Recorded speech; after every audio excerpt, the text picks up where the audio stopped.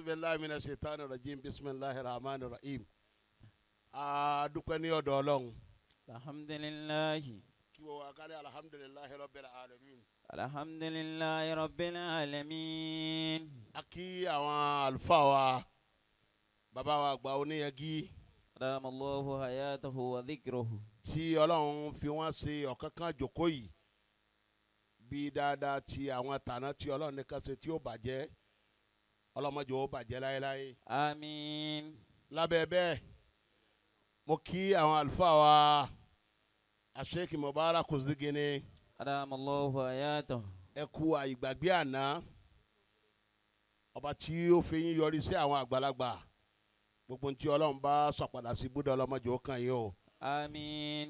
mo kí bàbá wa lókè odò رام الله حياته ẹ kú àyà àwọn àgbàlagbà ọlọ́mọsábà wa sí àwọn àgbàlagbà ní pẹ̀lẹ́pẹ̀lẹ́. àmín.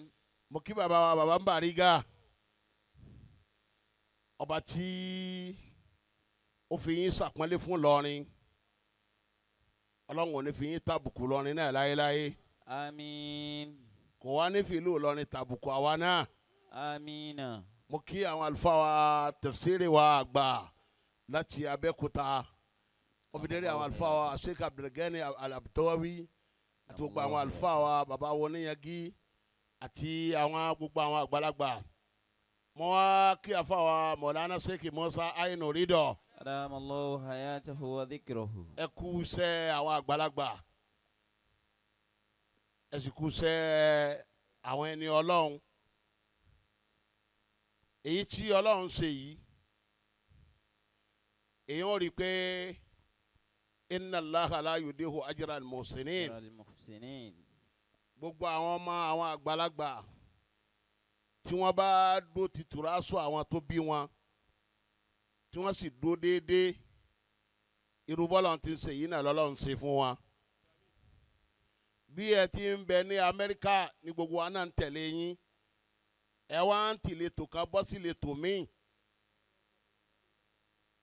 náà kódà dáwà tẹ wá sí lọ́hùn ẹ̀ ṣerú ẹ̀rí látijọ́ tẹ ti ń lọ eléyìí ó sì ní já lọ́mọ o. àmín. gẹ́gẹ́ bí ìjókòó ṣe rí àfáàní wọ̀kún fi tọ̀ríkìn àfi ìfàlẹ̀ kò tọ́.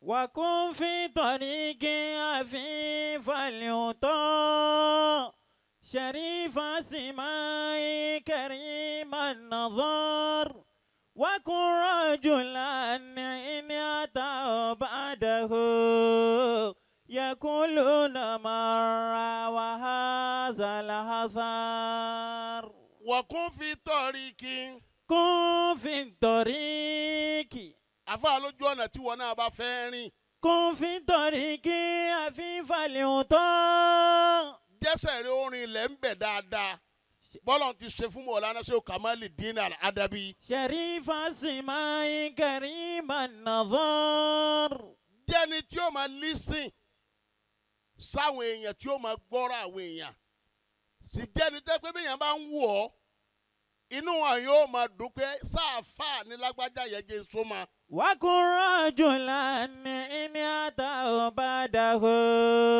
ìwọ náà lọ lè jọkùnrin kan ẹni àtàwọn bá dàhú gbígbà bá padà lọ tó mi lọ wájú tó mi lọ sẹ́yìn. يقولون مر وهذا الحذر àwọn kan bẹ wọn ò bá Mọ̀lánà Sheikh Kamaluddin láyé tí wọ́n fi kú ò láyé àmọ́ láyé lónìí tálíkì àmọ́ Ọlọ́run fi máa dé ẹ máa rí Muhammadu Sheikh Kamaluddin University Ọlọ́run wọlé àlùbáríkà àwọn ọmọjẹ́lì kọ̀ọ̀kan wa n'o parẹ́ o. آمين. subhana rabbika rabbil izzati. إذا ما يصفون والسلام على المرسلين. bàbá gbódòfù ọlọ́run jẹ́ balẹ̀láyọ̀ آمين ọlọ́jọ́ kan ṣoṣo ọlọ́run آمين ọlọ́run tóbi alukur'an ọlọ́lá hawla wàlá quwwata. إلا بالله العظيم naam à ń lọ síbi kí a dúpẹ́ fọlọ́m الحمد لله bí ọlọ́run bá ṣe ká sọ fọlọ́m kó dúpẹ́ الله àwa náà ní dòta àwa náà ní lẹ́sìn lẹ́ni náà àwa náà tún ní ọdún tí ń bọ̀ mọ́fẹ́ lómi ṣe wá o آمين ẹni bá ń bẹ lẹ́gbẹ̀ẹ́ tí o bá sàmì tiẹ̀ papọ̀ آمين ọlọ́lá hawla wàlá quwwata. إلا بالله العظيم naam bàbá tó bá.